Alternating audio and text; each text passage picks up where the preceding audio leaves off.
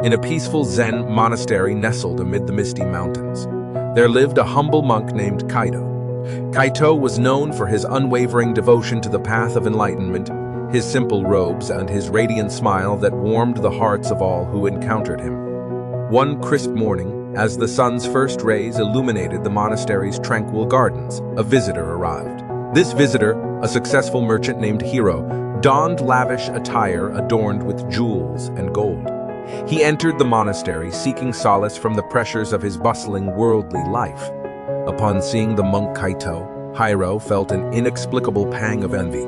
He approached the monk and inquired, "Monk, I stand before you, a wealthy man with vast riches and worldly possessions, and yet in your humble robe I sense a peace and contentment that eludes me.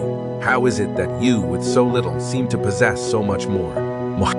Kaito, his eyes reflecting the stillness of a tranquil lake, gazed at Hiro with warmth and said, "Dear visitor, let me share a story with you." He picked up a pebble from the garden path and held it out to Hiro. "Consider this pebble," he began. "In its smallness it holds simplicity and purity. It knows not the burdens of wealth or the demands of status.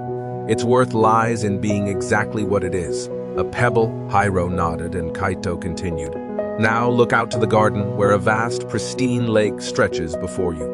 It reflects the sky, embraces the creatures, and offers its serenity to all who seek it." With these words, Kaito dropped the pebble into the lake.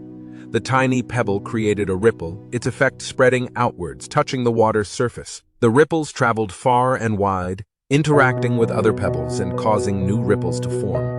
The entire lake was transformed by the presence of that one small pebble. Kaito turned to Hiro and asked, "Do you see, dear visitor? Your worth, like the pebble, is not determined by the weight of your possessions or the grandeur of your status. Your true worth is measured by the ripples of kindness, compassion, and love you send forth into the world." Hiro's heart opened to the profound wisdom of Kaito's lesson. He realized that his wealth, while a gift, had also blinded him to the simple and pure essence of life. He left the monastery with newfound clarity, understanding that his true worth was not in the wealth he possessed, but in the love, kindness, and compassion he could offer to the world. The Pebble and the Lake is a timeless Zen story that gently reminds us that our true worth lies not in the abundance of our material possessions, but in the ripples of goodness we create in the lives of others.